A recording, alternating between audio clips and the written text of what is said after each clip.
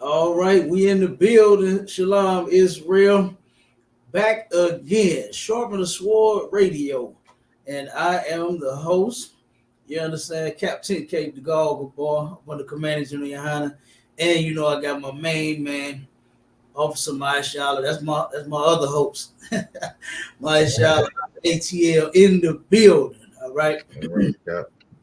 In the building. Okay, let me get this comment in the chat real quick. And how? Let's see. Was everybody at Juneteenth? Did anybody go to some Juneteenth functions? Anybody out there that went to some? Oh, we got the Trooper MD on the clubhouse as well. We on fan base. We on the Instagram. The TikTok will be up in a few minutes. We'll be able to go live on there again. All right, we finna get it on. Okay, we about to get it on. We got Officer Abana Zor in the building. Shalom, Mike. Give us what's up. Shabbat Shema Shabbat. Yeah, right. What do you Cap? You got it. Y'all. What's going on, Officer Bond? Yeah, how about you? A little bit up. Just a tad off. Just a little. There you go. Damn, right there. Move it over a little bit. There you go. Did it. Yeah, you gotta make sure that crown right. Con, sir. I had a brother ask me yesterday, man, what is this significant? We was at the Juneteenth down in Kansas City. What is the significance of the crown? I said, brother, we royalty. You understand? We all royalty. You can go in the scripture. This is how the priests dress. You understand? With studs and afros and braids and crowns on their heads, boots. You understand? Right. Of David everywhere. Okay? That's how they dress. That's how we got down. I said, we bringing that back into school. Brothers, hey, I got to get in. I got to check y'all out. So Lord, brother, come on in. Come on, drop on in. Yeah, we had a good turnout, man. You know what? It was not as big as it normally was. You know what I'm saying? Like it normally be. The crowd was, man. I'm telling you, hey, my Charlotte, didn't we do the show? Hey, the wrestlers took over, man. They hijacked it. Dang. Hijacked it, Bob. Wow. Listen, it was packed. It was so packed you couldn't even walk. That mug last time, man. It was just that packed. I did a quick little video. You know what I'm saying? Oh my God, it was all open space. You can see up and down every direction. You know what I mean? You can see. I was saying, oh man. You know, now they had a nice little crowd at the stage. Of course, who did they have there? They had a sister performing. I forgot her name. But then they had another up kind of like toward what I call the center. Turn around. It was another nice little crowd at that end, and that was it. That was it. But it was not like it used to be, boy. And I hate that they do that to everything that we got going on. Everything that we do, they hijack. And you know what I really believe the reason for that is so that they can turn around and just get rid of, you know what I'm saying, our event, our function, everything about us, especially when it comes to the things that they have done to us. You know? That's right. They want to get rid of that thought because, you know, they going in the book. They going in the books, rewriting the books, saying that we came here looking for a job. Oh, yeah. Now, ain't that cold? We came here. Now, we was sweaty and dirty and starving and everything else on them ships. So I could come in here. And then the first thing that they thought was money. We got to get them out here and make some money. So they turned around and threw us off of the ship, greased us down with baby oil, and put us up on the block to make our skin shine. You know, we got that good looking skin. And so they turn around and put baby oil. You know how they do the rappers and the athletes and all them when they make them take pictures, they grease them up with baby oil. You understand? They do the same thing because they know that their skin look good like that when it's oiled and greased up. Hey, Salaki, Cap. It did to us. Go ahead, Abbar. Don't tell me they talking about we volunteered. We got on the list, goddamn. I mean, we volunteered to come over and pick cotton, Cap. Don't tell me that. Absolutely, that's what they said. Yeah. Yep. So, like I said, we went and saw the now hiring sign, and we went in and asked the HR department for an application. Right. that's how they feel the players now. You know, they're trying to rewrite it because guess what? They're supposed to be the nicest and sweetest, most wonderful people on the planet. And we can't teach the people that's coming behind them now that, you know, we did such a horrible thing to these people. Right. We can't teach them that, you know. But thank the Most High, it was even some little kids out there that knew. You know what I mean? They knew. It was some little kids. This one that stopped and was like, "Daddy, look." You know what I'm saying? The daughter got the daddy attention. They both look like they might have been about 8 to 10, somewhere, you know, up in that range. And the little girl said, "Daddy, look," and turned around and was teaching her dad. Of course, he knew, but she just started breaking down what she knew about slavery. You know what I mean? To her dad. And we got Elisha went up and got some footage with him, and you know what I'm saying, was talking to the little sisters and everything. That was a beautiful sight to see for our children to not be fooled. You know what I mean? Like it's some hope for those little sisters. It's some hope for them little sisters because they got it. A lot of them, a lot of the older ones, man. When they was asking them questions, they were doing them interviews. They asking them questions like, should white, because they hijacked it. Our oppressors hijacked the event. I have not seen so many at none of our events the way that I have this one. Do you understand? They were there. I'm talking about they was in there. They was in that thing. Straight up. It's their event. My Shala showed the flyer. Where, as a matter of fact, pull that up, my Shala. Show that real quick. It's about Juneteenth. Is about freedom, unity, and love. And let's see who's on the picture. Let's see who's on the flyer. This man. Oh my! Say it ain't so, Cap. Oh, it's don't tell me that, Cap. It's so, brother. Oh, man. I got to see this. Just wait. He about to pull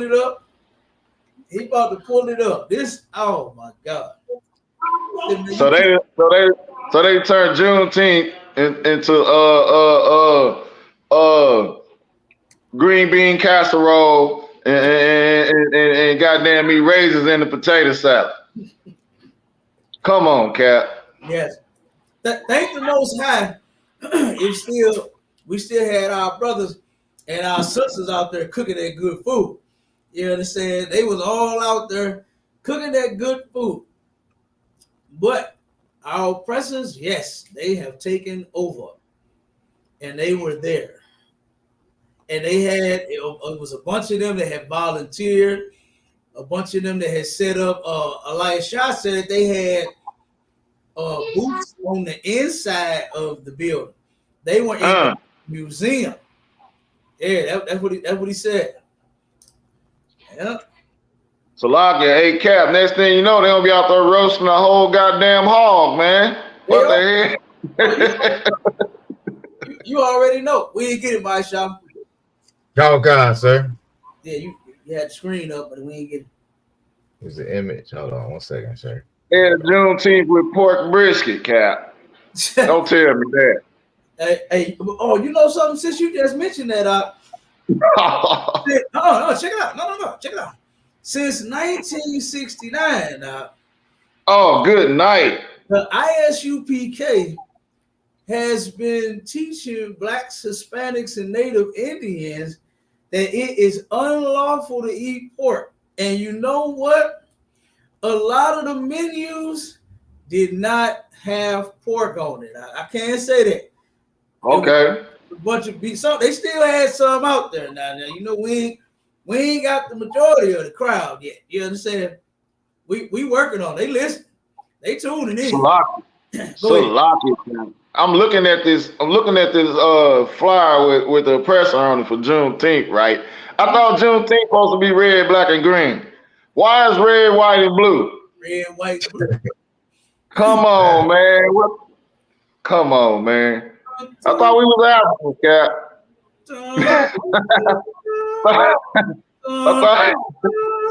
Why is it's red, white, and blue, Cap? That's what it's about. It's about, you see who the freedom and the unity and the love is for? Who on the flyer? Damn. Who on the flyer, Obama? Man, they might as well put some purple in on that too. Go Hey, Cap. Like if I could. Go ahead, Marshall. Hey, Cap, look where it say Juneteenth. That's where they got the green. They got the pro-black. You know how they do them sweaters with the letters like that. They got that in there. Then you see the green, yellow, and the red. You see it? That's crazy. That's crazy. Hey, that is crazy. But yeah, hey, that's how they do it. That's how they do it. Hijack everything. But like I said, I can say, you know, I was actually impressed with my people getting away from that hog. It wasn't a whole hog out there. You know what I'm saying? Because like I said, we this is why we got to keep doing the work. We can't let up off of. We can't let up off the Most High's laws, statutes, and commandments. If we do, like I said, our people gonna swing all the way back. Because we their only hope. We are blacks, Hispanics, and Native Indians, last and final and only hope, man. That's it. If we don't do it, it ain't gonna get done nowhere else because nobody else is doing it. Nobody else is doing it. So we turn around and something else that I thank the Most High for. You know what I did? You know what else I did not see? I did not see a bunch of dashikis, man. Oh yeah. Now that was beautiful, boy. Oh, that was real beautiful. I didn't see none. I didn't see no dashikis nowhere. Nobody had on a dashiki. And that I was really impressed about that. I said, well, goddamn, boy. The work that Commanding General YAHANNA has been putting in, the other generals and the captains and the officers and the troopers and even the sisters, guess what? It's paying off. I didn't see one African attire nowhere. I didn't see nobody dressed in nothing African. Sisters was looking good. Brothers was looking strong. You understand? I didn't see no African nothing. So like I said, I kind of enjoyed the event. Because usually it'd be Africa everywhere. Cap, you going live on TikTok, sir? Con, it's that time? Oh yeah. Let me go live on. Yes, sir. Yeah, but I was impressed, boy. I was impressed.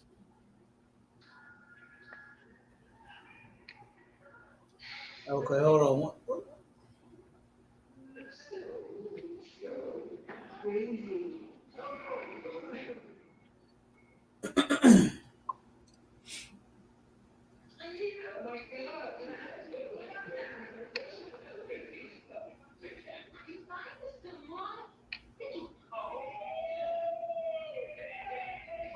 Oh, why they Shoreline. It still ain't there. Hold on. I don't know what the hell. Oh, I got it. Okay. All right, we in the game. Not on TikTok yet though. It's okay. Come. It's not 11:20. It's 12:20. I told you the wrong time. So 12:20, because that's when they clipped us on 12:20 at the last show. All right. Come. 12:20 your time, right? Come. Gotcha. Let's get into this Father's Day demo real quick. Do you know how many fake Israelites that I heard on Clubhouse this morning greeting everybody with a happy Father's Day? Dang. Good doggone night. I said, man, they all in it, boy. They was in it too. I'm talking about it was happy father. So all my fathers out there, happy father. Shalom. Oh, the OT only, they was in it. I said, whoa, okay. This how y'all get down. This how y'all do it. Yeah. Okay? Still celebrating. Still celebrating it. Still celebrating it. All right. Dang. So give me that in what's that? Ecclesiasticus 3. And just start at verse 1, and then we're gonna go down.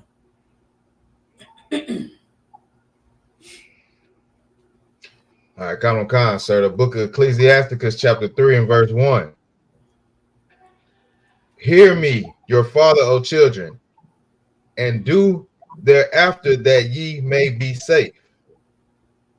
Verse 2.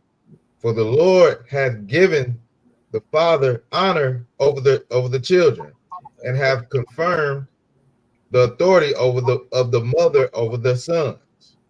Okay, so now, this is how it's supposed to go. Right? But you know, like I know that fathers don't get no attention on Father's Day. You understand? This is not how it go. Do you know who finna get all the accolades and the big ups and the shout outs and the flowers and the cards and the house shoes? They still just giving fathers house shoes and flannel shirts on Father's Day and that small little $5 toolbox from AutoZone. Hey, Cap, socks and ties, sir. Socks and ties. The same old nonsense. That's because guess what? They really don't even care about this day. This society. You can't leave out that Axe body spray. You don't get a can of Axe body spray. Yeah. They give them that too. They give them that too. Axe body spray. Yeah. That's it. Look at here. Turn around, and that's all you get. Because this society is totally against black men, period. You understand? Totally against us. Salakia, sir. Go ahead, mighty man. You know what else I seen a lot of sisters doing when it comes to Father's Day? They tagging a best friend and a sister as the father. Mm-hmm. You know what I'm saying? Like my best friend, the father. My sister, she the father. Come on, man. Right. Yeah. That's absolutely what they doing. Yeah. Absolutely what they doing now is they turn around and saluting the mother for the damn father. Yeah. And you got so many kids overgrown, way overgrown. My mama and my daddy. She's the reason why. In most cases, she is the reason why. She's the reason why she's your mama and your daddy. Because she left your daddy. That's why. That's right. The majority of our women leave the man. I was in a room and I wish this room had been around this time. But this was a couple weeks ago. It was a couple weeks ago, And they were in this room on Clubhouse talking about how they would not stay with the father of their children just to make the kids happy. Oh my God. Do you know how disgusting that sounds, man? Do you know how disgusting that? I heard women talk about how they will do any and everything for their kids. Okay? They'll do any and everything for their children. They'll walk through fire.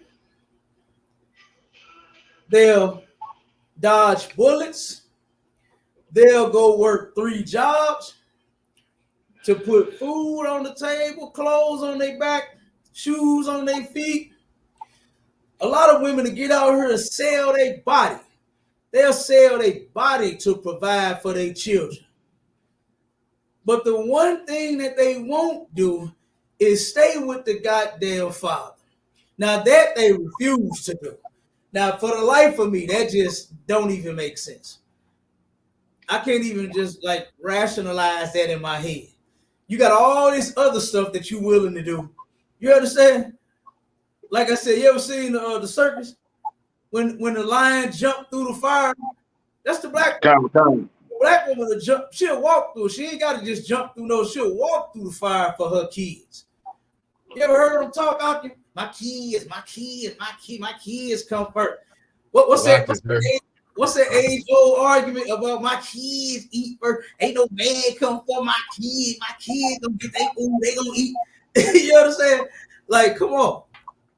You'll do all of that, but you just won't stay with their father. You won't try to work things out with their daddy. You'll walk through the fire you'll walk through that fire in the circus and on your job, but then when it comes to walking through the fire at home, it's just a little bit of fire. You can extinguish it. Learn how to cook. What did Sister Monet say? I got you worried. What did China Monet say? Cook, clean, fuck, and shut up. And guess what? You put that fire out real good, boy. You understand? Ooh, you put that fire out. That brother come in blazing, and you turn around and start cooking and cleaning. OMG. And don't turn around and back that thing up. You're gonna ignite another fire while you're extinguishing one fire. And then learn how to shut your mouth. Be obedient. Be submissive. Submit to the man. Oh God. You have it going on. Come on, my child. Come on with it. No, I was gonna say, sir. Hey, that Cap, they'll walk on hot coals barefooted, man, for their kids. You know what I'm saying? They walk on hot coals, but let that man lose his job or come into a bad situation. She is out of there. You know what I'm saying? Yeah. She is out of there. She disconnects all the way. Now you're not a man. You're not a man anymore. You know what I'm saying? That's how they try to treat you, social lock. Right. Absolutely. You're absolutely correct, Al. You're absolutely correct. That's what they do. They turn around and women, our sisters, it's a shame, but they actually like that. They like being acknowledged as the man and the father, the woman and the mother and the father. They like the fact that there is no man around and it's just them. You know why? Because it was just them. They didn't have a father. Their mother did the same thing. And so now they're in the same situation. Keep going. I'll keep reading the scripture. Read me a couple more. And then we're going to get verse 3. Whoso honoreth his father making an anointment for his sin. What? Read it again. What's that word? Oh. Okay. So like in verse 3, the book of Ecclesiasticus 3 and verse 3. Whoso honoreth his father making an atonement for his sins. Mm-hmm. When you honor your father, right? You make an atonement for your sins. All right. And this right here, okay. Let's go off of honor your mother and your father first. Okay. This is not talking about when you are itty bitty child. This is talking about when you are an adult and when your parents need you like you first needed them. Okay? At one point, you were unable to take care of yourself. When you needed to be fed, what was the first thing you did? Quack, quack. When your pamper needed to be changed, what's the first thing you did? Quack, quack. When you just wanted to be held and rocked, you understand? What did you do? Quack, quack. Okay? We wanted your binky or your baba or breast, whatever, however you got your milk. Whatever your mother did to feed you. You turn around and they gave it to you because you started crying. They can't even they got them cameras now. They got the little baby cam. Put it on the put the camera on the baby, and then now the mama can turn around and kindly put the baby to sleep, rock the baby to sleep, burp the baby, all that, lay the baby down, got the camera watching the baby while they go do other stuff, cook, clean up. You understand? Maybe even get the man in the bed, back that thing up, and then shut up. And then when they hear wah, wah on the camera, they know to go back in their room and come get you. But at a point, your parents, your father and your mother is going to turn around and need you. They're going to need you to take care of them one day. One day they're going to need their pamper change. One day they're going to need you to pick them up out of the bed.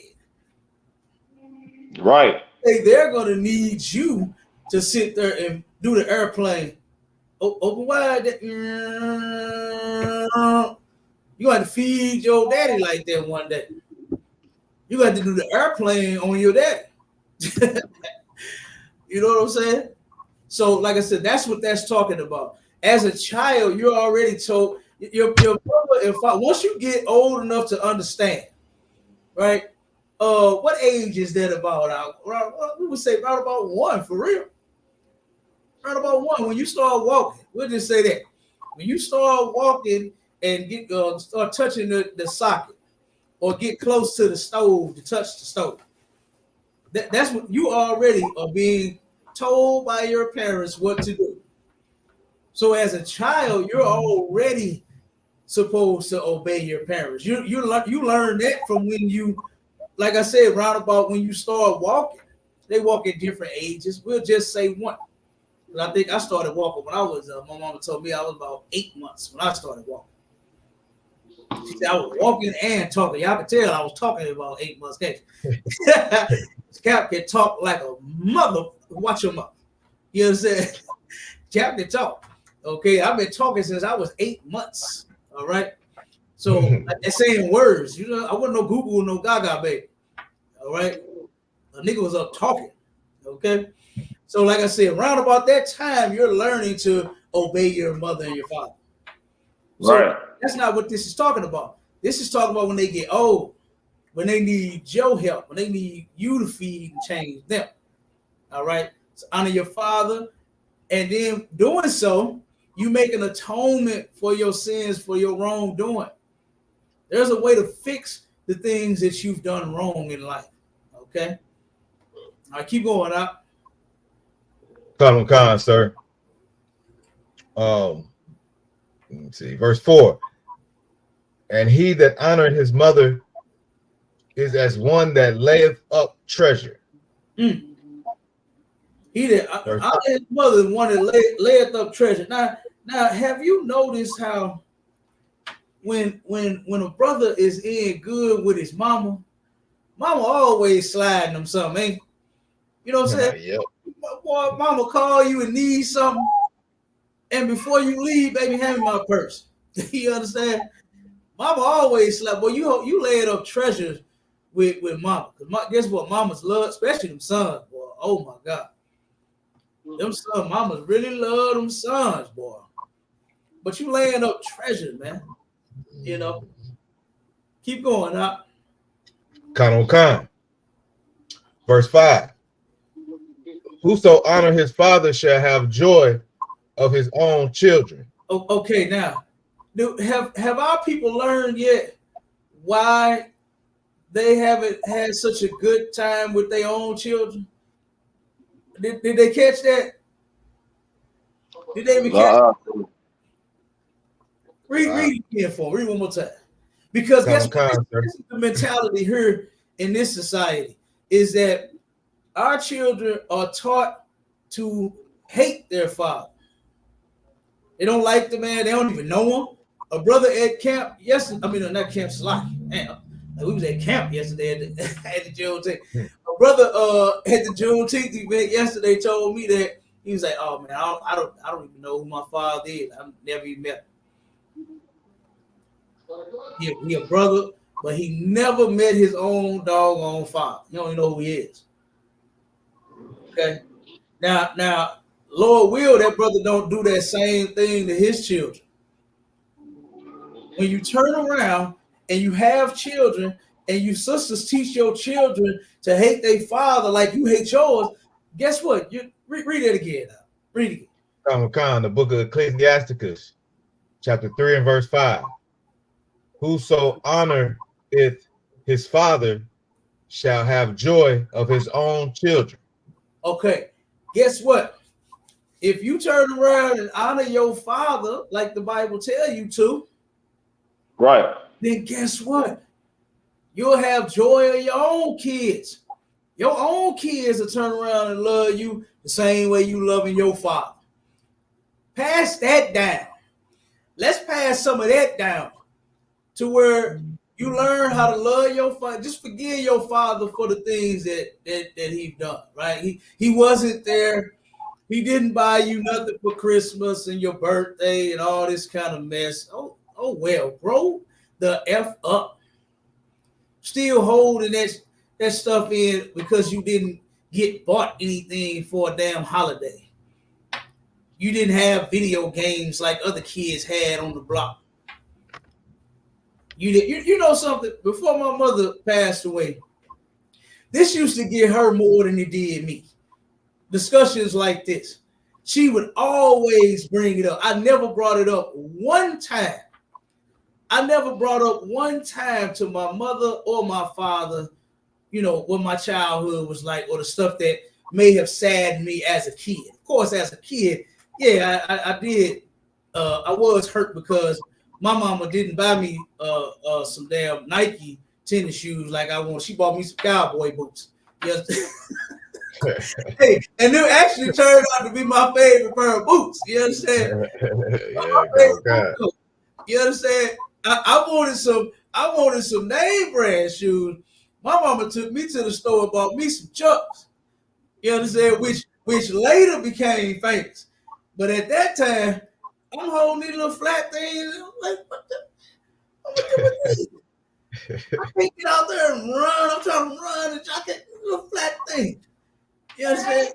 But they became greater a little while after that, though. Yeah. You understand? Yeah. But guess what? The things that disappointed me, I didn't get all of the video games. My cousin, I go directly with my cousin. I need my name, right? My actual family. Okay. My cousin had all the goddamn games, every game. You understand me? As soon as the game came out, my cousin say he wanted it. My auntie went and got it. Right. As the bike came, the BMX came out with the stunt mags on it. My cousin wanted it. She went and got it. Everything he wanted. And I'm sitting there looking like, God damn, mama, come on. Yes, come on, kick on in, mama. Come on, what you gonna get me? You understand? That's how I was. Right. But when I became an adult, I didn't bother my mother or my father with none of that nonsense about what they didn't do for me as a kid. You understand? I don't even care, man. It happened. You understand? They didn't abuse me like no sexual mess or nothing like that, man. You understand? So I mean, it was all good. You can tell a nigga ate good, a nigga big as could be. You understand? So I always ate good. I never missed a meal. Kind.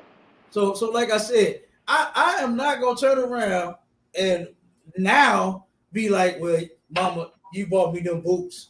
You understand? You got me them Chuck Taylors. Let that nonsense go, man. Let that mess go. You holding yourself back, actually, by holding on to some. Hey, man, our parents was poor, man. Hey, Salaki, sir. Come on with it, You ain't have to go get them motherfucking XJ900s from Payless, baby. You know what I'm saying? You still in the game with them trucks, Cap. You think I ain't gonna pay less too? Not them XJ900s, Cap. Oh no. Yes. With the strap, they got the strap on the side. Yeah. You get them XJ900, you getting your ass kicked. It didn't happen. Now ain't nobody with my ass over them, but they showed me about it. I ain't gonna lie, they drove me about them goddamn things, boy. But but boy, hey, listen, and my cowboy boots. Hey, they talked about me so bad with my cowboy boots. I walked around school with with my socks on. Now, I ain't gonna lie. Yeah. I took the boots off and said, "Fuck it, I'm gonna just rock my socks for the rest of the day." Okay. Yeah, that's not bad. And you know, you say St. Louis, boy, they're dry you here in the loop. If you can't jump, hey, and after that, Obama, hey, I had to learn how to jump. Then you hear me? This happened in about, I want to say like the 3rd grade, if I ain't mistaken. 3rd or 4th grade, boy, I got Jones so bad about my damn boots. Man. I walked around in my sock, boy. My mama whooped my butt about my socks. But why your goddamn socks so filthy? Yes, I walked around in those socks. Okay. But after that, well, I learned how to Jones, boy. I was smoking them after that. I wasn't even worried. Yeah. I wasn't worried about it. I had to learn how to Jones then, boy. You'll get your feelings hurt around here. You don't know how to Jones. Okay? Yes, sir. But guess what? All that stuff happened, man, and I never mentioned that to my mother. I never bothered her with that. You know what I'm saying? I didn't even want to tell her when I did it. I just walked around with my socks on. I ain't gonna tell her nothing. You understand? But like I said, learn to forgive your parents for whatever it is that you may have went through, man. You understand? Right. Don't be holding that mess in. Okay?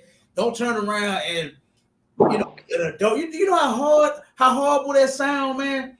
To hear an adult complaining to the parent about what they couldn't afford, what they didn't buy them. You understand what I'm saying? Like, that is insane. I didn't heard that before. It sounds so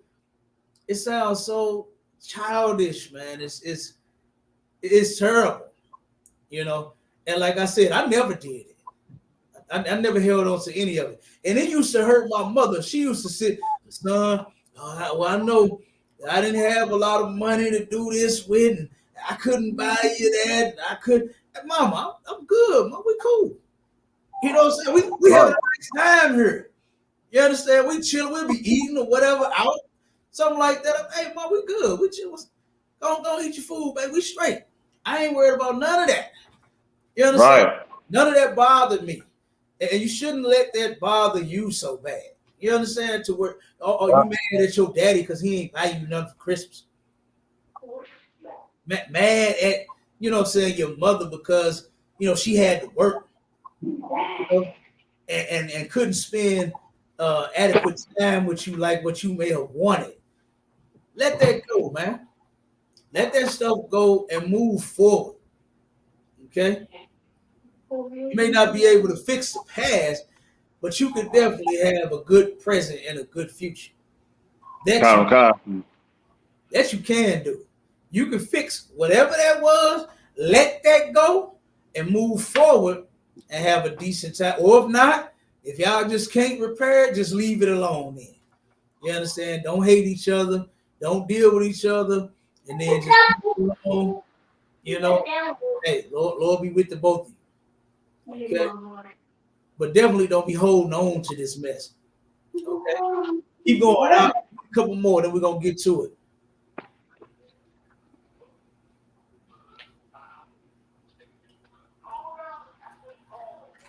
Can't hear you, Aisha. Yes, Salaki, sir. Go back, Salaki. The book of Ecclesiasticus, chapter 3 and verse 5. Whoso honors his father shall have joy of his own children, and when he maketh his prayer, he shall be heard.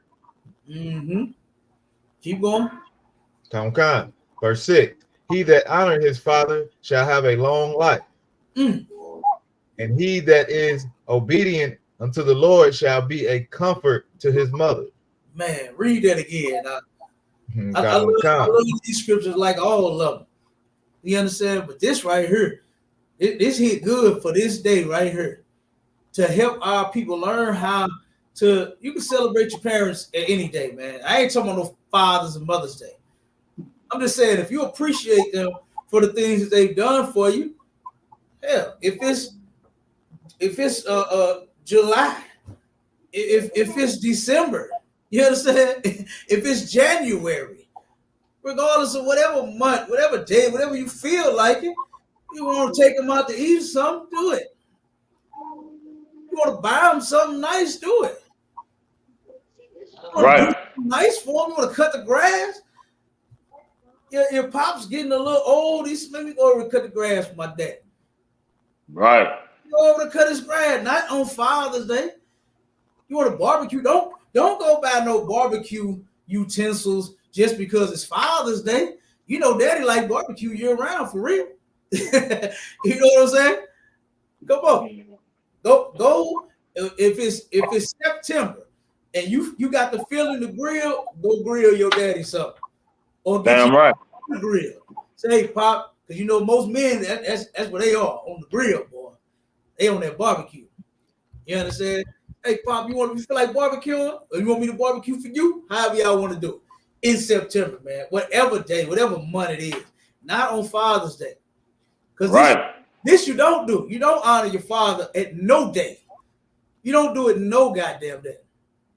Like I said, this society is totally against you actually loving and appreciating your father.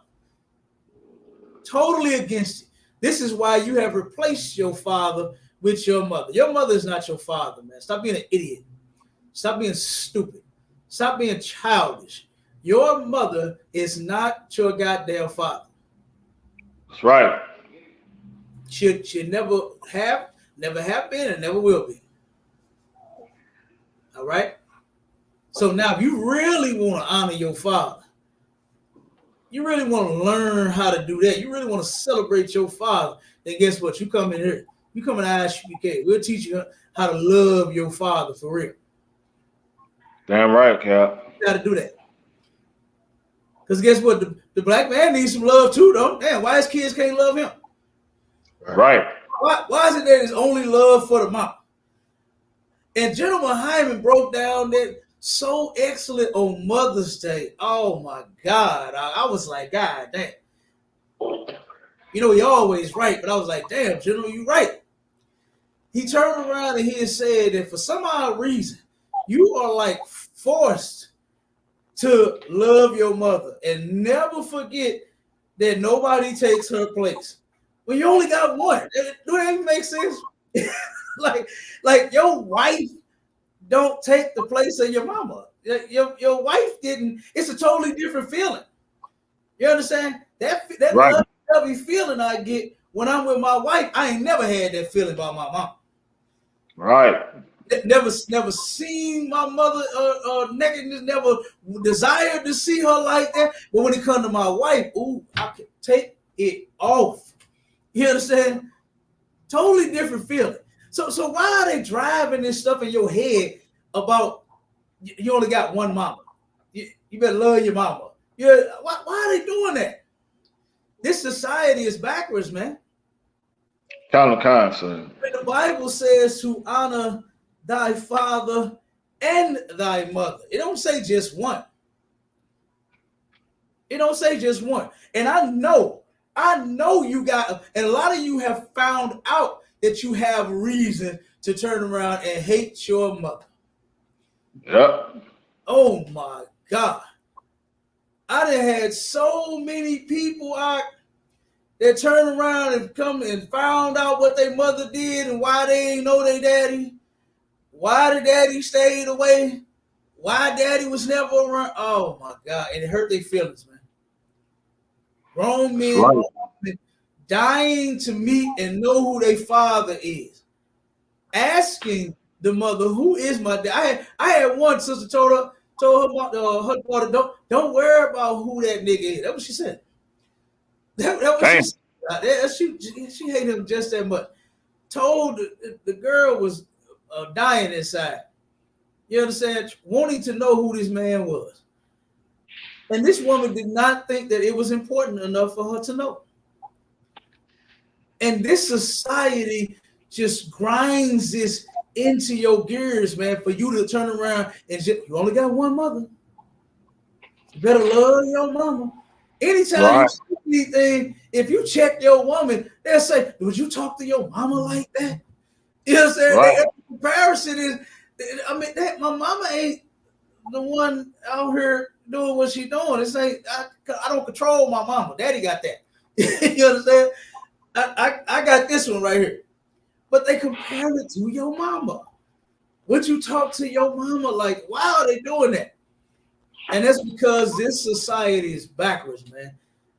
They don't want the black man to get no love from his own damn people and his own damn children and his wife. They don't want him to. That's why everything that they do here is against us. Not everybody. It ain't against everybody. It's against the black man. The majority of it. You understand? It's against the black man. That's what they aim at first. Right. Christ said that in the Bible. You can turn around and bind the strong man. And what did they bind the strong man with? And the strong man is the father. What they bind him with? Crack, heroin, alcoholism, unemployment. You understand? They done bound us in so many kind of ways. It ain't even funny. This is why it's more important for us to come together versus us being one-sided. Just all for money. Just all for the women and children. When it's supposed to be about the whole family. We get that mess from this society. They only put women and children's clinics in the hood. Right. Go to the counties, go to their neighborhoods, and you see family clinic. That's what you see there. Right. That's what you see there. You see fertility clinics in their communities, but in ours, what you see? Abortion. The abortion clinics. You understand? Right. That's how they want us to solve our family problems, by going to the abortion clinic. Okay. So, like I said, you honor your father and your mother, like what the Bible say. Not just one. And this is really getting down on you loving your father right here. And guess what? You do this every day. This ain't just today. We don't celebrate Father's Day. I'm showing you, giving examples why we shouldn't and why this society don't. It's because they hate black fathers. That's right. Put love for black fathers here. When actually statistics say, about find that statistic for me about how great the black fathers are. It's an article out there. We didn't pull it before, but it's an article out about how excellent black fathers are. And the percentage of, I forgot what it was. I forgot the article and everything. It's off the top of my head, but it's, what was the title of it? Black fathers are, I think, most important in the children's lives. Something like that. It says something like that. Type that into Google and see what come up. And see if you can find that for me, Warrior. Go ahead, Mike Shadow. Keep reading. Khan, sir. The book of Ecclesiasticus, chapter 3, and verse 5. 6, Salakia. He that honoreth his father shall have a long life, and he that is obedient unto the Lord shall be a comfort to his mother. Damn right. So honor your father, and you get long life, and he that obey the Lord, you understand, is obedient to the Lord, shall do what to his mother? And he that is obedient unto the Lord shall be a comfort to his mother. A comfort to your mother. You understand? Guess what you ain't gonna be doing if you are obedient to the Lord, talking about some, you have a collect call from Andre. And mama on the other end, boy, what the hell did you do? As soon as you pick up, mama come get me. You understand? You'll be a comfort to your mother then. Okay? You'll be a comfort to your mother. She ain't gonna get one of them kind of phone calls. You understand? Saying that your son was in this type of incident, some old gang mess, some old drug deal went bad, some old whatever. You understand? You ain't gonna be involved in that. Why? Because you obey the Most High. You keep the laws. So you ain't got to worry about your mama getting that kind of phone call. Okay? Keep going out. We almost at it. Come on, sir. Verse 7. Come on, Mr. Stats. Look, Bob be getting them statistics, boy. I know he's finna get them. Come on with it. Go ahead, Come on, sir. Verse 7. It says, he that feared the Lord will honor his father and will do service unto his parents as to his masters. What? Read that again. Come on. The book of Ecclesiasticus, chapter 3, and verse 7. He that feareth the Lord will honor his father and will do service. He will honor his father. Slow it down. Come you understand? He will honor his father. How many children, how many people do you know honor their father? And let somebody that's watching answer that question for me. Come on in the chat or come join the live. The link is in the chat. Join the live and let's find out just how many people actually honor their father, man. I want to know. Let's see if anybody type it in the chat.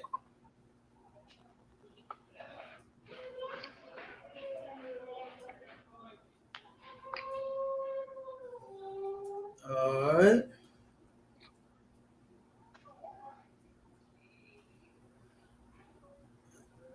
Nobody in the chat yet? I don't see anybody yet, sir. Okay. I'm finna see if I can find a video on this real quick. So he that what to say? Honor it. Make sure you honor your father and do service to your parents. Meaning take care of them, man. Like I said earlier, take care of your parents when they get older, when they need you. All right. Go ahead, my shot. Keep going. Come on, and do service to his parents as to his masters. Verse 8. Honor thy father and mother, both in word and deed. And see, you see how the Lord did not skip your father like what you do. You see how the Lord said, read it again. Come on. Honor, verse 8. Honor thy father and mother. Slack. Read it again. I accidentally hit this button. I'm looking for this video. I had the video playing on this end. Go ahead, Slack. Come on. The book of Ecclesiasticus, chapter 3, and verse 8. Honor thy father and mother, both in word and deed, that a blessing may come upon thee from them. So you get it? Do you get it? Honor your father and your mother in word and deed. That's right. In word, I mean, when you say, you open your mouth, things you say, your word, and your deed, the things that you do. Honor both of them. Okay? Honor both of them. Keep going. Come on, verse 9. For the blessing of the father established this the houses of children. But the curse of the mother rooteth out foundation. Okay, I don't think they heard it. I don't think they heard that. Read that again. Come on, the book of Ecclesiasticus, chapter 3, and in verse 9. For the blessing of the father establishes the houses of children, but the curse of the mother rooteth out foundation. The curse of the mother rooted out the foundation, man. Honor your father. That establishes the children. Your father's presence will establish you. You need your your father and your mother, not just your mother, man. You need both of them. And guess what? Having the father around, that will turn around and establish you as kid. You'll be a lot better off, man. Statistically, single black women cannot raise children to the point to where they are going to be adequate in every single thing and direction that they turn in life. Salakia Cap. One second word. Statistically, it's the other way around. Single mothers have been destroying their children. They've been messing them up. What do you say? They've been jacking them up. They've been jacking them up. And the statistics show this. But guess what? We ignore it. We ignore it. That's the curse of your mother. When your mother leaves your father and then go look for another man to be your father. And then somehow or another, somehow this new guy comes in and he starts touching on you when your mama is at work or sleep or leave you with him. Trust you. Ain't been knowing you for nothing but 2 weeks. And all of a sudden she need a babysitter and you the one. The new guy is the one. Then come find out later on as a teenager or a couple months from there, you done been touched on by this new father that you thought was so great. Right. Like that's almost all of them short. I just don't understand it. I just don't understand why they sweep this kind of stuff under the rug instead of just actually doing something about it, which is staying with the father. Stay with the father. The woman's supposed to build that man up, not turn him down, destroy him, and make him a deadbeat, and say that he ain't SHIT in front of the kids and all of this, dog the man out. And then guess what the children learn? They learn to do that same thing. I'm gonna show you the curse of the mother. But go ahead, Abba. I found one of those stats you was looking for. It says the members of Congress joined a policy meeting to tackle negative stereotypes of black fathers. U.S. House of Representatives member Frederica Wilson of Florida's 24th District organized it with support from Omega Phi Psi fraternity and researchers involved with the Centers for Disease Control study that found black fathers more involved in their children's lives compared to other racial groups. Whoa, wait, what did it just say? Now the whole time, your mama got you believing that your daddy ain't shit. And what are they saying? And you know they love comparing us to other races. We always get compared to white people and how right is around his child's life and he don't leave his woman and he ain't got no other woman and he there with his woman, he there with the kid and he buying the kids bikes and he playing ball in the yard. I hear that all the time, man. I done heard it so much, boy. I'm like, God damn, dude. I never wondered why these men didn't want to stay in women's lives after I used to hear the things that they were saying to them. At one point when I was a little young, I used to scratch my head and wonder why don't these men want to be around these women? You know, I'm like, she's beautiful. Look at Miss Jones. Look at Miss Johnson. Look at Keisha. You know what I'm saying? Look at Felicia. She's beautiful. But boy, when you start hearing that, boy, they started coming outside with the argument. You hear me? Sir. They be trying to leave. And Keisha and Felicia and Miss Jones and will be running outside, running their mouth at the man, dog in the mouth. Oh, then when I got a little older, I started to understand. Men don't want to hear that. And then you think belittling your man is what's going to make him, I guess, stay or something. Want to love you more. I don't get it. You understand? I don't understand. But go ahead, Bob. Read that again. Give me that again. I told you Mr. Stat was gonna come up with it. Sir. Come on with it.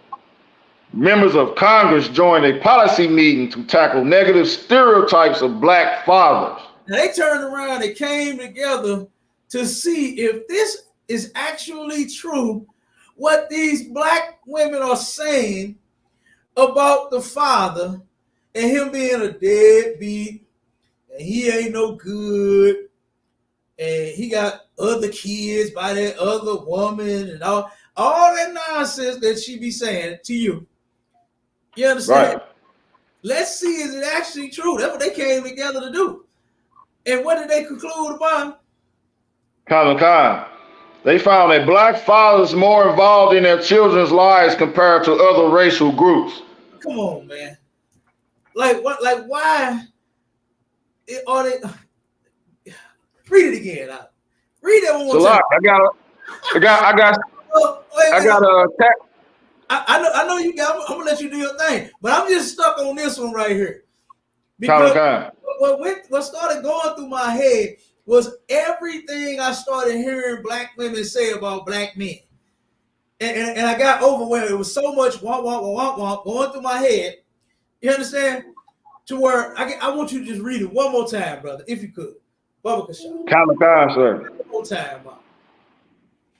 U.S. House of Representatives member Frederica Wilson organized it with support from Omega Psi Phi Fraternity and researchers involved with Centers for Disease Control found that black fathers more involved in their children's lives compared to other racial groups. Good doggone night. You understand? And that ain't just on Father's Day. They in their lives, period. And that's where the black father needs to be. He needs to be the White House, no. But the black house, yes. That's where the black man needs to be, in the black household. Damn right, Cap. Like the statistics say, that is a whole lie that black men are just deadbeats and they don't want to be in their children's lives. For the ones that ain't and can't, it's oppression. You can blame that. You can blame oppression, man. Now, guess what? We don't use that as an excuse because we definitely take care of our children in here. And for you brothers out there, for you sisters that need help with your children, guess where you can come? You can come to the Israelite School of Universal Practical Knowledge upon the command of General YAHANNA. I'm going to say this and I'm going to let you finish rocking the bomb. I remember when I first came into the truth.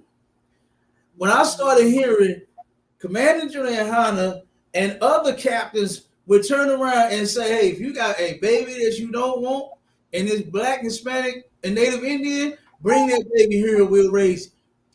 Damn right. I said, wait a minute, I ain't never heard that nowhere.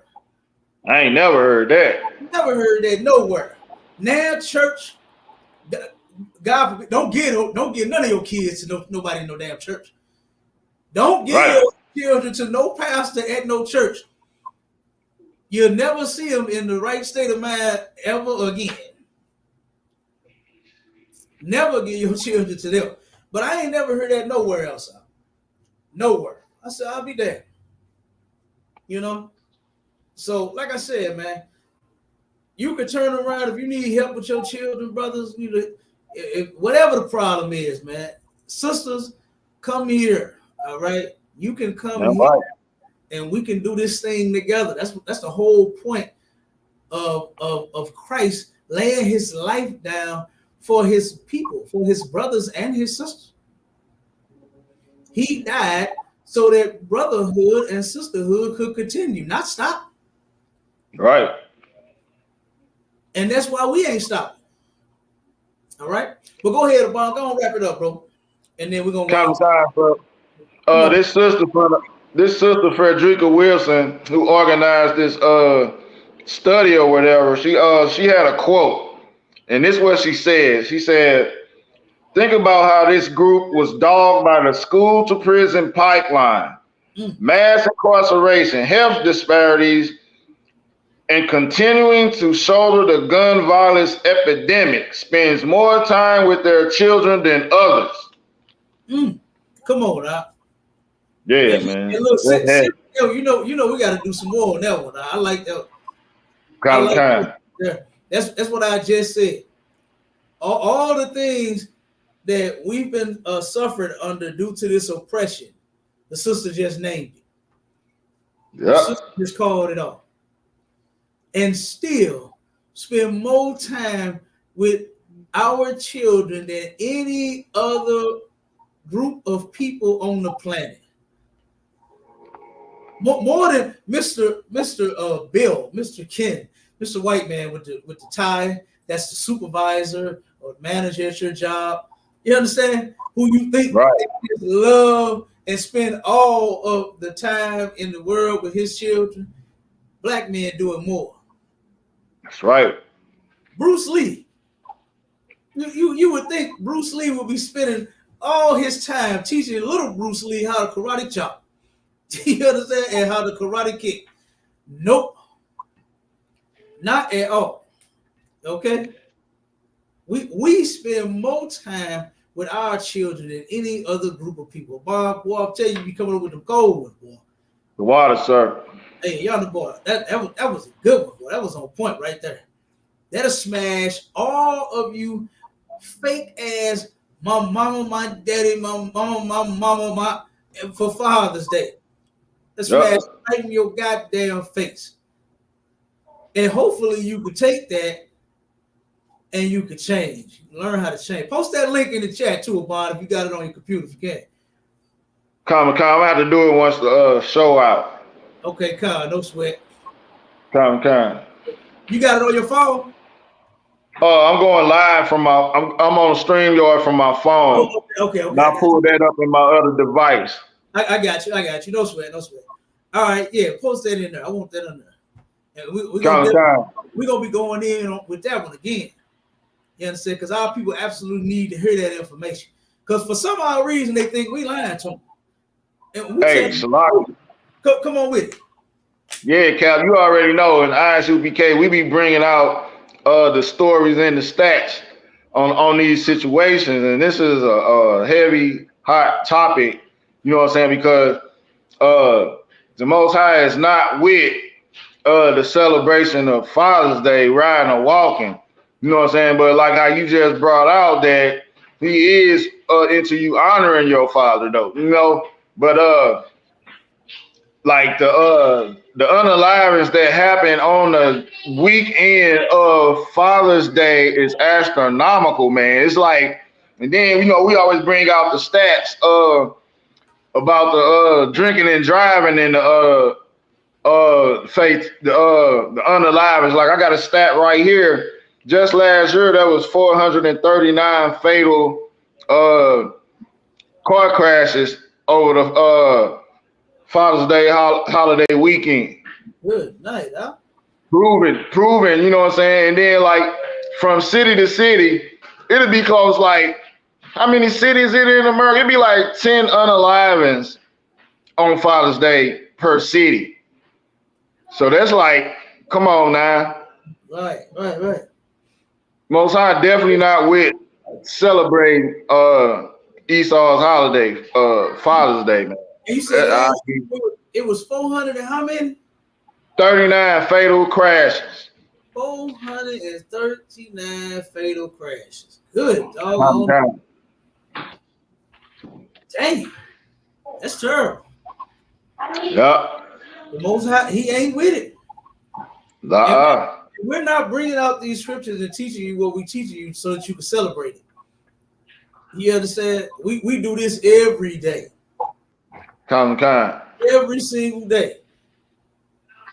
My children show me just how much they love their dad every day. Boy, they can't stop telling me, they can't stop hugging me. And guess what? And I love it. You understand? I love it. I get all them hugs. You understand? My boys, they big now. But when they was little, I used to on their little cheek. But not no more. They don't play that now. They don't kiss their daddy no more. They're big boys now. They're damn near grown. You understand? So we don't do that no more. But boy, I get them hugs though.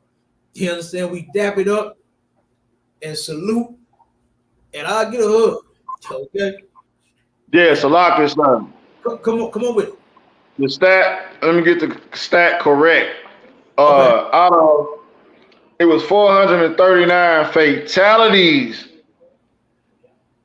You know what I'm saying? Of all the crashes last year. That's what it was. Okay. So 400. Okay, so it may not have been that many crashes. Yeah, it was the fatality. It was that. It was that amount of people that ended up unalive due to, and pretty sure probably drunk. Yeah.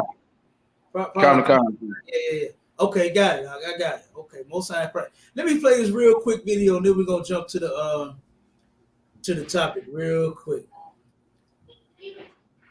I'll show you this video. This cat here said he will never speak to his mother ever again. So get him. All right. Lock it, Cap. You can go on TikTok now. It's 122 here, 1222 there. God. All right, I'm gonna play this video a little bit. But this brother, he was he's 26 when he found out that his mama lied to him about his daddy. Anywhere from 5 to 30% of the general population, men are raising and paying for children that are not theirs and don't know. Where's my father? Nowhere to be found. You know why he was nowhere to be found? Because I just got a relationship with him a few months ago. Because my mom told me my dad wasn't to keep me away from my dad. I'm 26, bro. I'm 26. My mom kept me away from my dad for 26 years. You know what kept me away from him? My mom told me that my dad said I was a mistake and kept me away from my father. Hey, this is Raul. Please act right. We hear about the deadbeat dads on the regular. Now, do you see how that hurt that man? Sir. You see how hurt he is behind that? His whole life, he's sitting here hating his father because he think his mama lied to him and told him, your daddy said that you was a mistake. You understand? Like that's cold, man. That is some cold stuff to do. They don't even understand what they be doing, huh? Sir. It's because you don't want him no more. Why are you hindering his children from being with him? Why are you even doing that? And now look at what you did. That brother right there, he never want to talk to his mama again. He don't want to talk to her again. Now he's building a wonderful and loving relationship with his father after 26 years. Oh my God. How cruel could you be, man? To do, and you know how many of our children that happens to? Them. A bunch of them, man. This don't make no sense. This makes absolutely no sense. And as mad as that little brother is, he could turn around and hurt his mama, man. He could turn around and you see he full of a bunch of feelings and emotions, man. You understand? And he all over the place. I'm sure the brother probably been crying and everything else, man, behind what his mother did to him. You know? So you do like what God said in the Bible. You honor your father every single day. Not just right. His Father's Day, give him no damn house shoes, no flannel shirt, and no cheap ass AutoZone toolbox. Right. Save up some money and buy your daddy a real toolbox. You know he work on cars. You want him to fix your car one day. Get him some real tools. And not on Father's Day, just on any day, whenever you save up the money. You understand? If it's March, go buy your daddy the toolbox that he deserves. You understand? So he can fix your goddamn car. Don't turn around and do like what that sister did.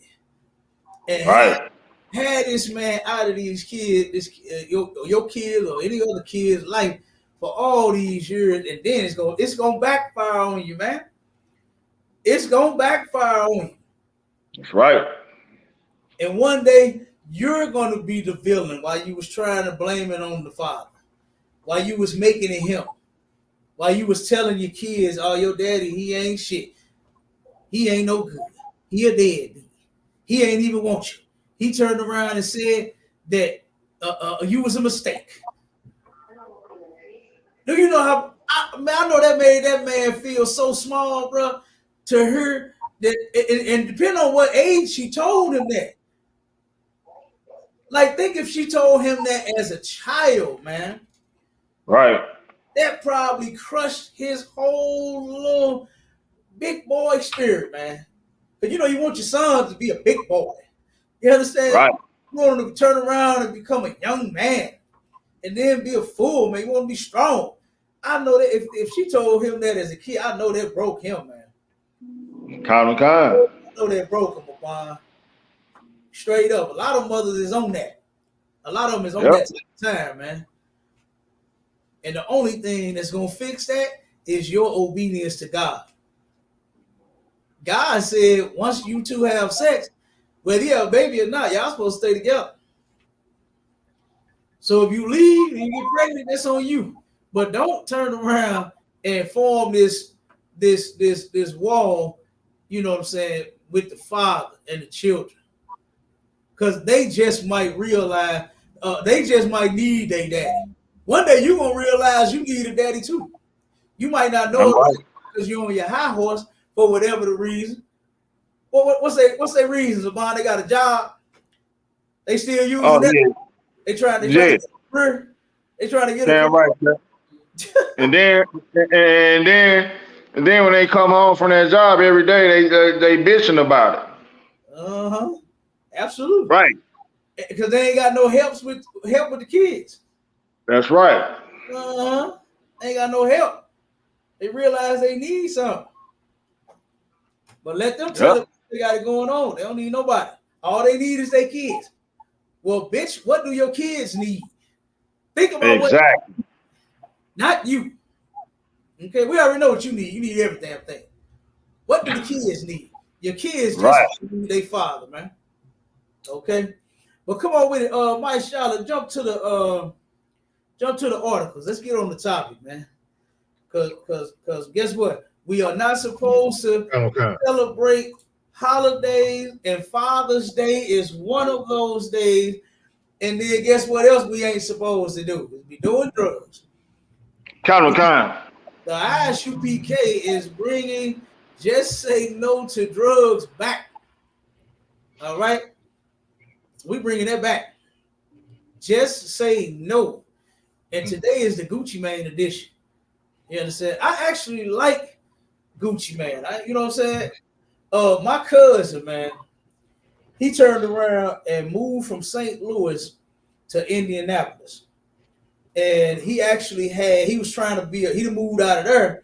I mean, moved out of here and went there. And then next thing I know, he wants to be a damn music producer. This is my cousin. You understand? He want to be the manager. He want everything he got to do with the money. That's what my cousin wanted to do. He wanted to do all that, right?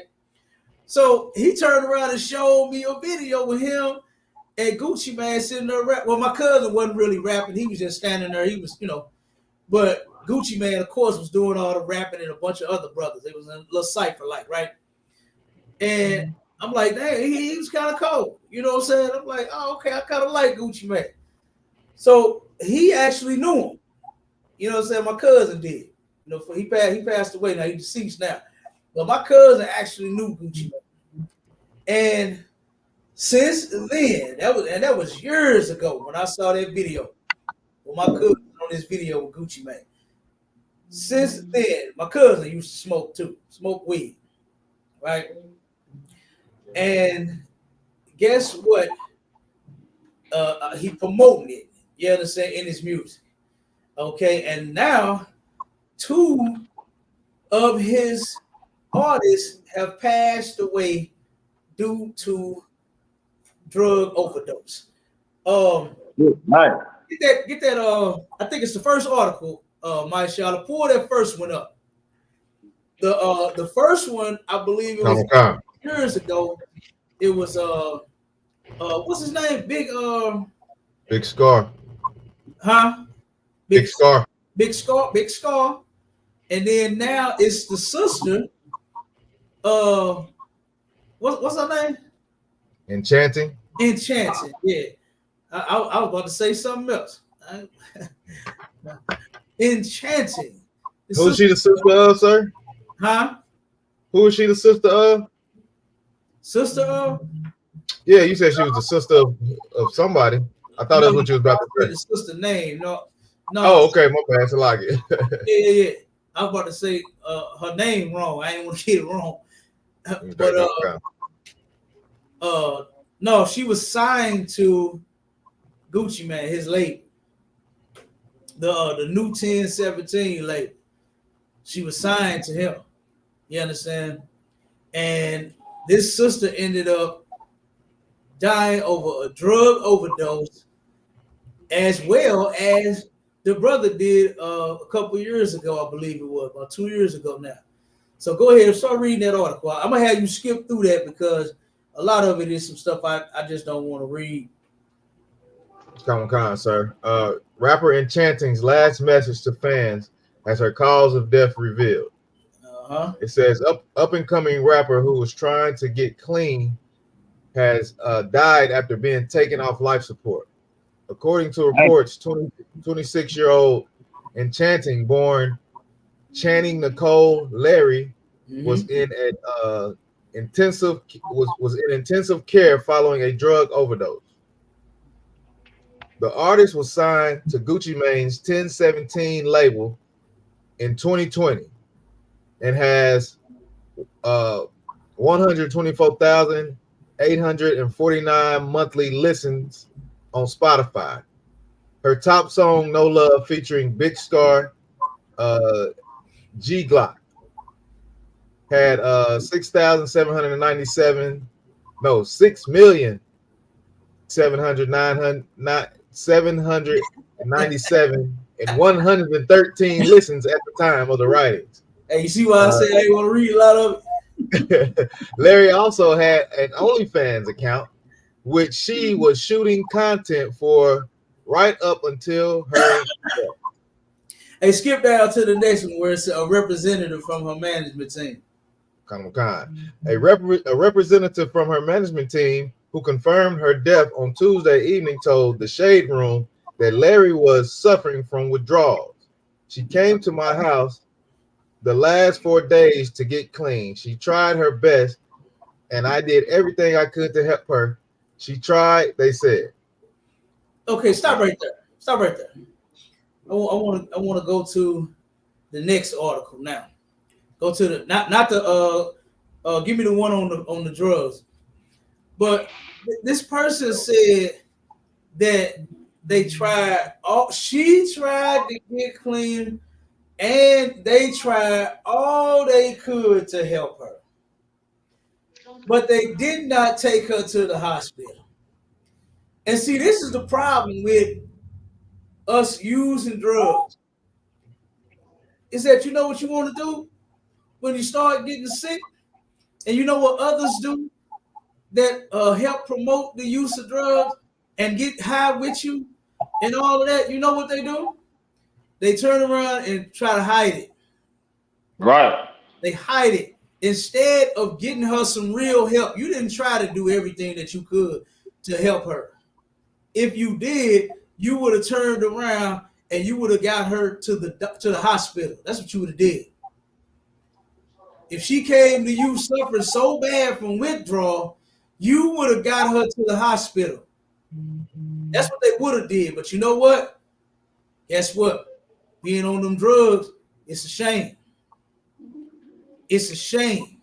And they turn around and try to do it at home, claiming to do everything. Guess what? Narcan may have helped. That may have helped. We got some here in the school for people that use drugs. Not here, not the brothers and sisters in the school. We don't get right. Just saying, if we was to see somebody outside, because we have organizations, you understand, that we didn't turn around and had outside in our food line or giving out, you know what I'm saying, they drug information, the Narcan and all kind of stuff, condoms and every damn thing. You understand? Trying to help keep our people clean. What's going to get you clean is keeping the laws, statutes, and commandments of the Most High God. Damn right, Cap. No condom. Not no Narcan. You understand? And his laws and his rules for you is to not be nasty, not be on drugs, not be a whore or a whoremonger. You understand? To turn around and keep it clean. All right. So in the next article we're gonna read, I want to go in on the drug. I want to bring out a few facts about it. You understand? Read me that article out. The one that says harmful fentanyl, about the fentanyl. Yeah, Come on. Yeah, give me that. Come on. Fentanyl facts. Overdose signs to look for and how you can help save a life. Mm-hmm. It says story. Real quick. This was in the sister's system. It was fentanyl, cocaine, and alcohol. All right. The same with the brother. Fentanyl, cocaine, alcohol. All right. And then after this, we're gonna go in on them rappers and how they promote this mess. You understand? How they promoting this mess in your songs. They're influencing you. Good God, almost everybody smoke weed because of all of the damn rap music that we make. I got 5 on it, half on a sack. What's the other songs? Mary Jane.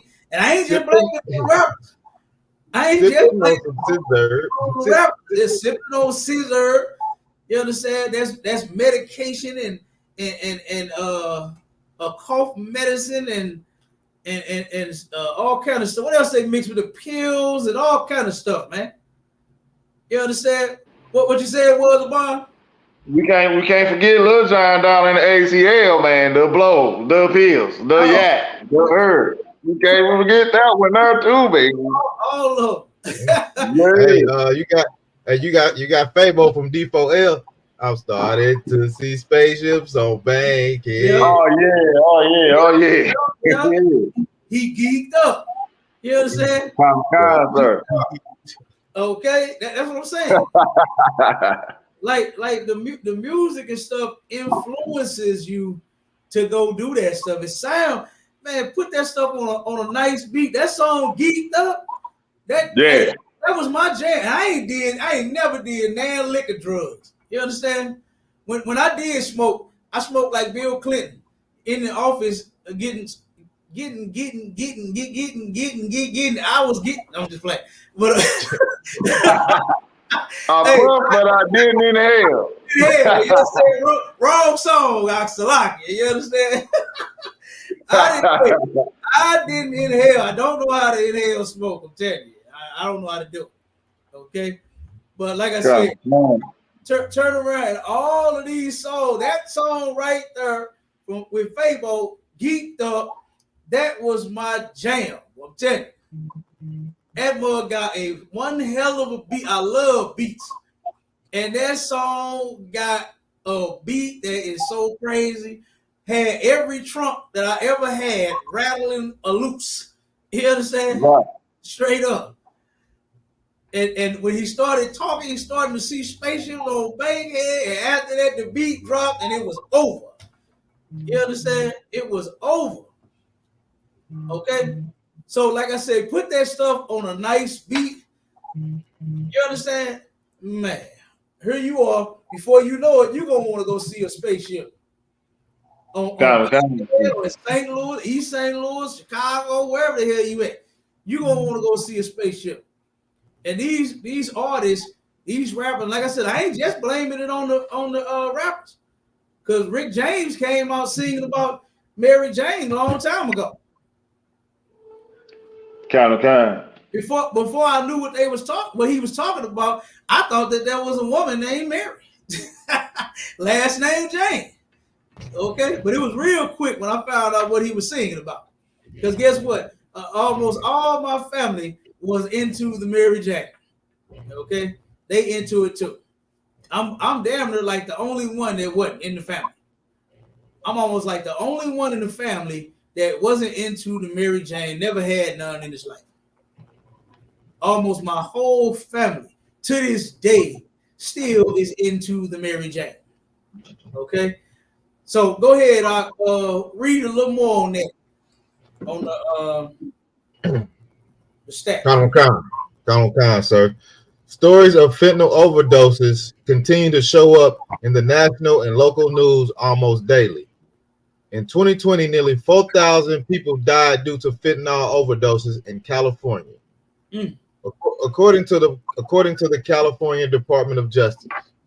Many of these fentanyl deaths are young people. Emergency department visits for non-fatal opioid overdoses in Californians ages 10 through 19, more than triple from 2018, 379 to 2020, 1,222, according to the California Department of Public Health.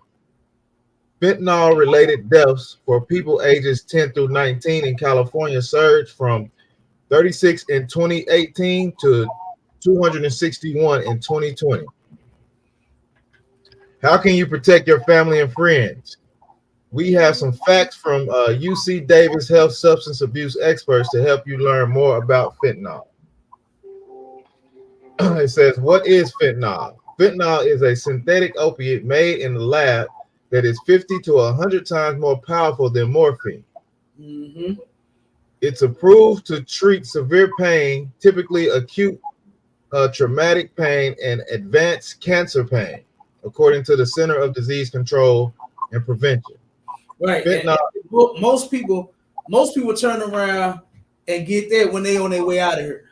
You understand? They got that cancer, and they on their way out of here, and to help comfort them so they won't go through so much pain, they put them patches on them. You understand? And it has been a number of nurses here that then got busted for stealing the patches off for the people and selling it. You understand? It's been a number of them, man. This is ridiculous. They had a building. What's the name of that building on Linden? On Forest Park. It's an apartment complex. One day, was it 10 or 11 people that died, Bob? One day. Go ahead. How many was it? I think it was about 11. I think it was about 11 people. May have been more than that. I can't remember. We got to pull the article up. But right around the corner on Forest Park, 11 people died due to fentanyl overdose in that building. One building, the same day. The same doggone day. When all it takes is, say around about 2, I think, millimeters to overdose. That's like half of a sugar packet in most cases. Salaki. Go ahead, Yvonne. It's ironic. It's right on the same goddamn corner as the abortion clinic.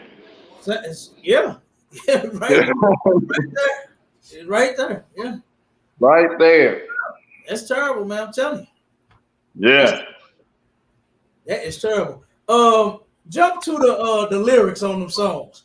Give me that first one. And then we're gonna get up out of here.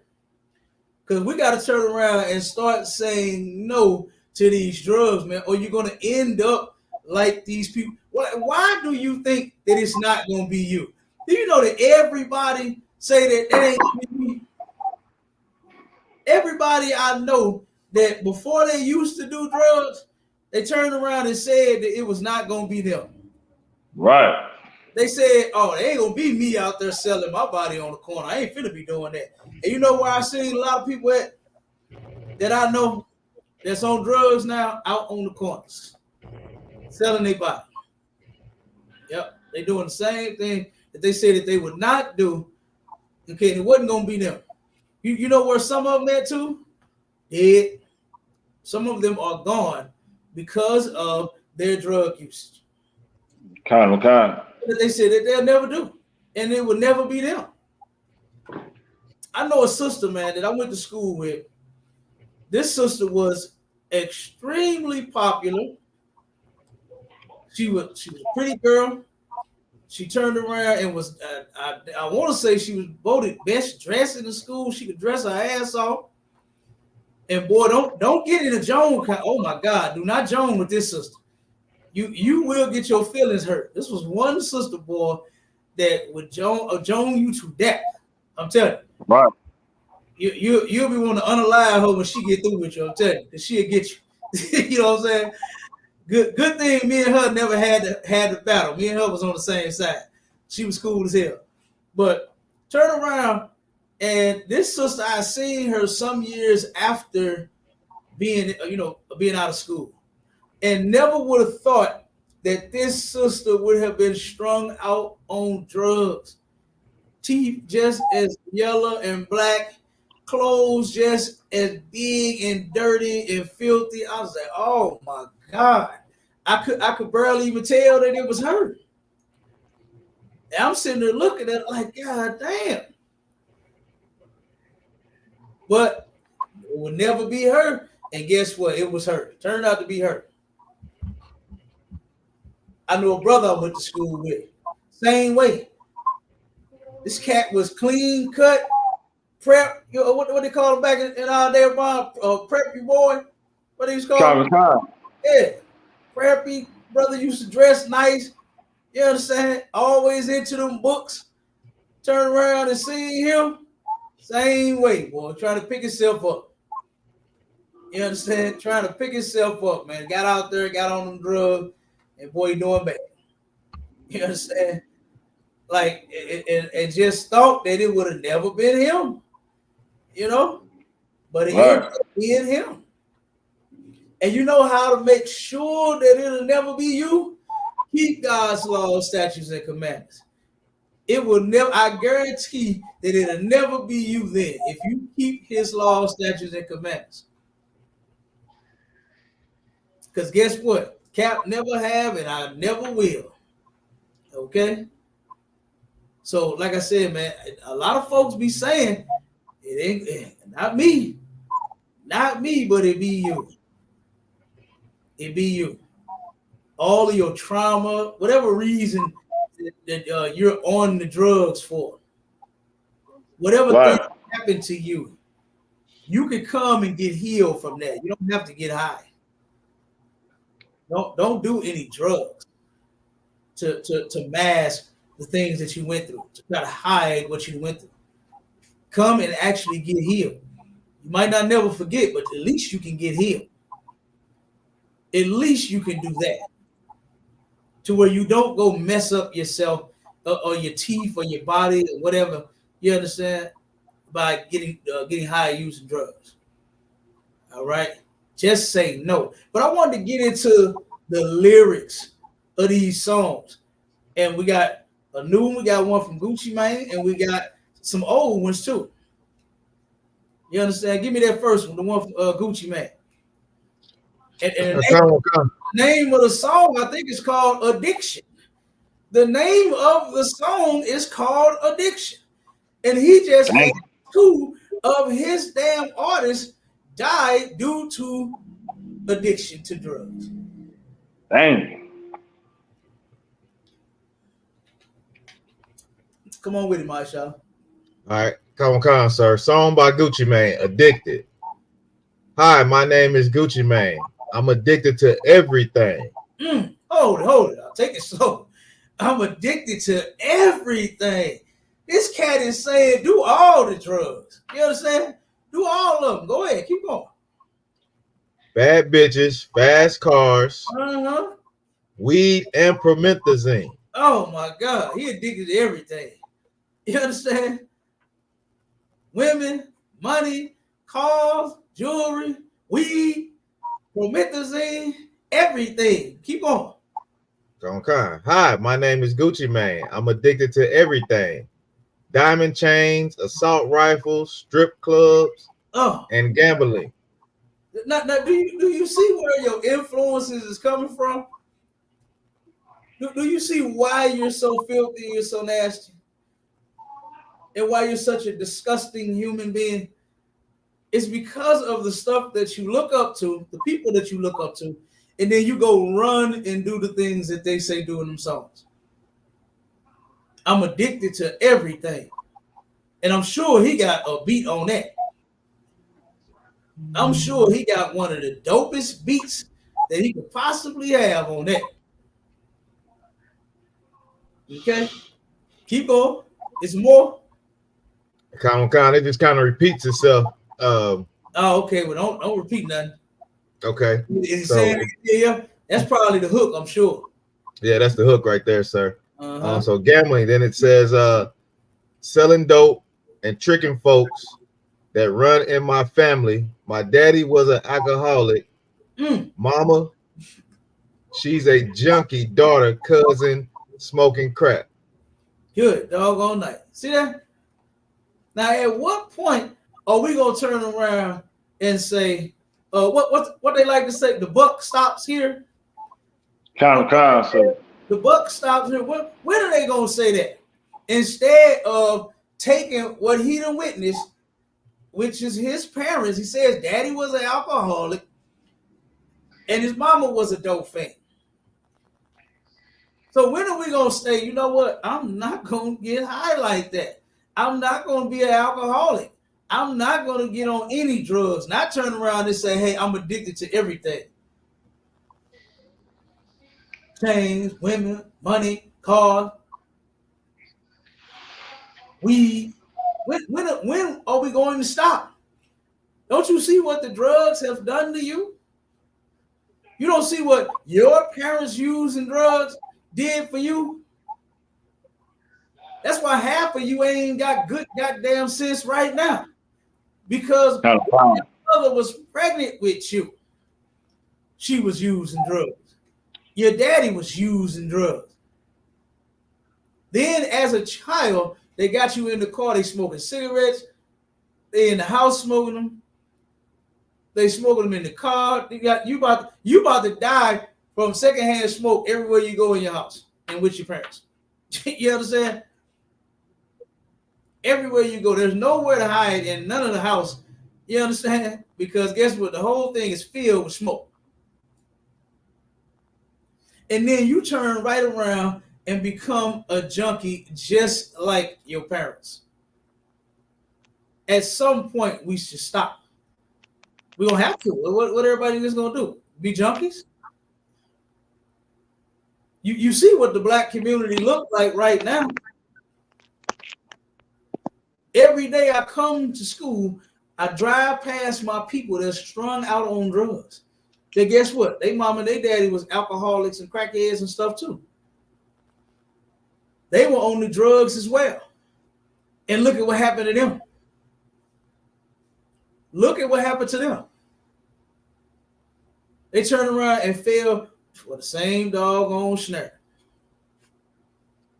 One day somebody influenced them, which you was their greatest influence as their parents, because they saw you do it every day.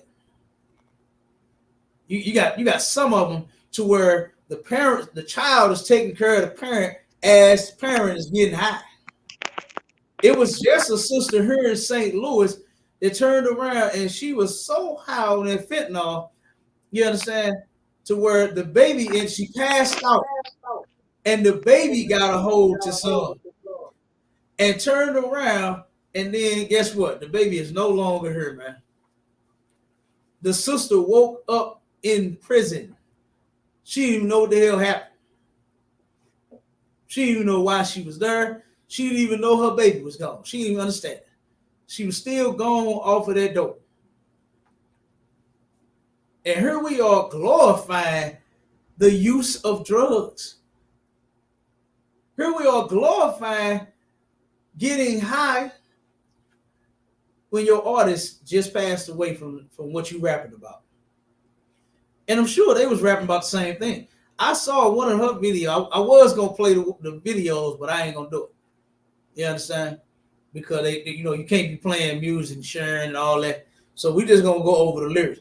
But the sister said in one of her lyrics about how she's addicted to them drugs, and she actually was. She actually was, and that was the thing that took her out of here. You don't see the problem with that? You don't see the problem with that? Oh, it ain't gonna be you, right? Okay. Give me the next song, my shop. Come on, concert. Come on, concert. Lock in.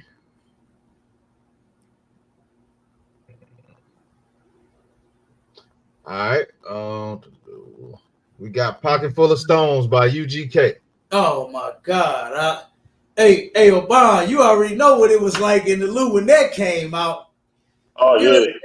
When I first started back in 1989, I wasn't moving keys. I was barely moving down. Started coming up. Fiends recognized my face. I was paying off.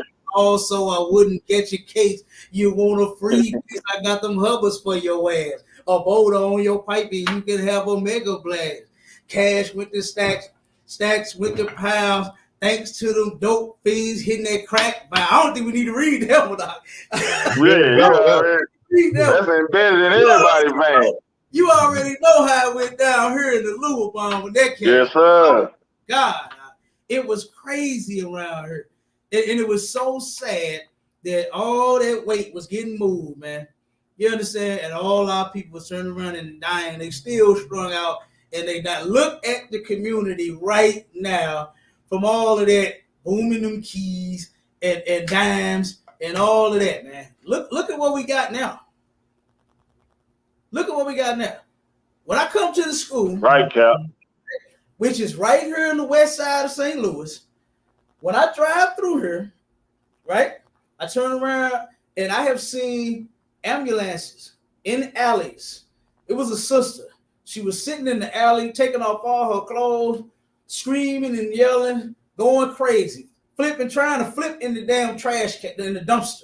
She was trying to jump in the goddamn dumpster, man. You understand?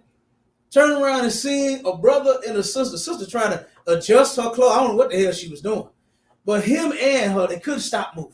They just kept going. They just doing this. They flipping, they touching, they grabbing, they doing like, God damn, man. They live out on the corners. You know, one of the brothers, I know you know him if you see him, but I can't remember his name. But one of the brothers that be out on these corners, begging and getting high all day, every day, he come to the food drive a lot. And the brother ended up telling me how he get a monthly check. He got a crib and everything, but live out here like he's straight. I mean, he is strung out. He is strung out. But actually on the streets like he homeless. Right.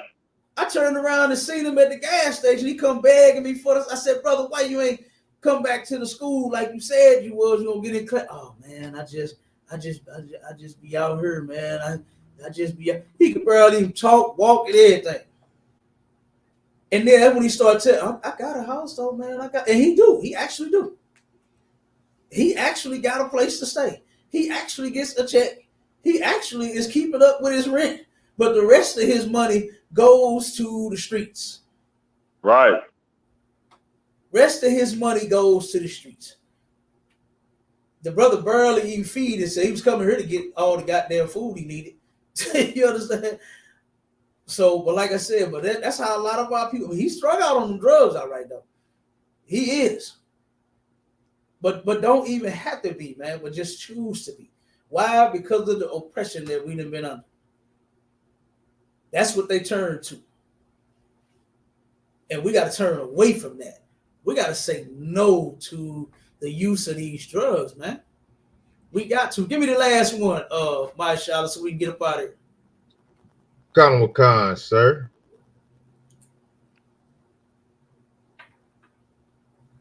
All right, well, this is crazy. We got a Dope Man by NWA. Oh, man. It goes. Come on with it. Yo, Dre. You waiting on me to rap number two?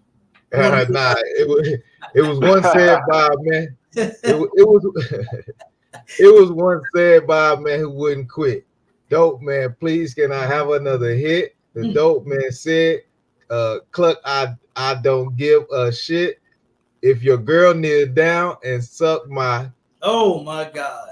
Oh yeah. For the dope. Yeah. For You the know, dope. That's what she gonna do. Go ahead, keep going. it all happened, and the guy tried to choke her. Nigga don't care. She ain't nothing but a smoker.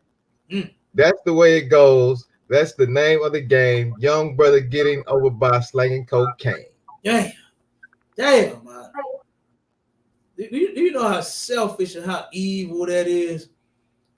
To turn around and dangle a drug over a woman's head while she's giving you some. You understand? Like that is terrible, man. That is evil. That is extremely evil. What we should be doing, not being young brothers getting over slanging nothing. We should be young brothers that got enough sense to say, man, this done destroyed a lot of my people. Just look around. Just look at your family. You ain't got to go too far. You ain't got to go down the street and around the corner. Look at the people in your family. Look at the ones that come to the family reunions. My cousin, I just went to my cousin's funeral Friday. And good goddamn night. I'm looking at everybody that's doing drugs in my family. And they looking bad. They're looking bad. They're getting worse and worse and worse. You know, it's terrible. And one day, guess what? Somebody's gonna be planning their funeral. They keep using them drugs, man. You know what I mean? So, like I said, Gucci man, he ain't the first one responsible for putting the lyrics in a song. That wasn't the point of me making it his edition. I just wanted to bring out how it happened twice in his on his label with his artists, and that he still went and made that song about it. And I'm sure he's gonna make more. I'm sure he's gonna make more. I'm sure a lot of these are what's the other one? Percocet, Molly Percocet. You know what I mean? Like, come on, man. Like, we glorifying this mess. It's terrible. I remember a 14-year-old little brother, man, up on Page and Taylor, was bragging about how snotty he was. He 14, man. And he on that tour. He on that tour bad. 14 years old. And he talking about how he was so snotty, he passed out in the park, woke up with his pockets inside out. Next thing, you're going to turn around and you might have your rear end turned inside out.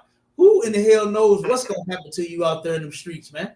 Are you just passing out and not knowing what the hell going on? Somebody's going to take advantage. They already took advantage of you once. I wouldn't turn around and let it be on a different occasion, because somebody out there will test you like that. I done heard a lot of stories from a lot of men, man, that's on that dope so far, and they done told me how other men that took advantage of them while they was just high. They was getting high, and they just lost their mind. And they forced themselves on other men. And I was like, God damn. And these brothers can't get over it. They can't get over it. So you know what they do? They try to smoke more. They try to smoke more, and they still can't get over it, man. They can't get over it. Can't you see that drugs, all of them, is all wrong for the black community, man? If you can't see that, something is wrong with your head. You understand? But look, we're going to go ahead and close out. We at the time. Don't celebrate Father's Day. You don't give a damn about your father anyway. You understand? So don't celebrate Father's Day. Your mother ain't your father. And just say no to drugs, man. All right? Until next time. All right, the Waterford, and that means thank you for everybody that's tuning in, that's watching. You understand? That be rocking with us. all week. You understand? As we bringing out all of these shows. All right. Make sure y'all stay tuned, man. We got some good stuff coming up. And with that, y'all got anything y'all want to say about him? Sir. You broke it all the way down. All right. What's that crazy? Bye, Charlotte. Sir. I'm too off, sir. All right. Well, with that, Shalom Israel. We gone. Shalom.